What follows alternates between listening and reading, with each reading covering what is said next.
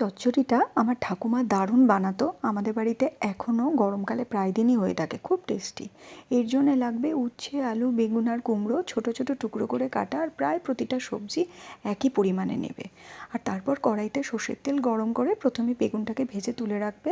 তারপর ওই তেলের মধ্যে টুকরো আর রসুন দিয়ে পাঁচফোড়ন দেবে আর শুকনো লঙ্কা দেবে। আর তারপর সব বেগুন ছাড়া বাকি সবজিগুলো ওর মধ্যে দিয়ে দেবে একে একে। আর একটু নুন আর হলুদ দিয়ে ভাজা ভাজা করে নেড়ে ঢাকা দিয়ে দেবে। তারপরে 10 মিনিট, মোটামুটি 10 মিনিট লাগবে, সবজিগুলো ঠিক এরকম সফট হয়ে আসবে।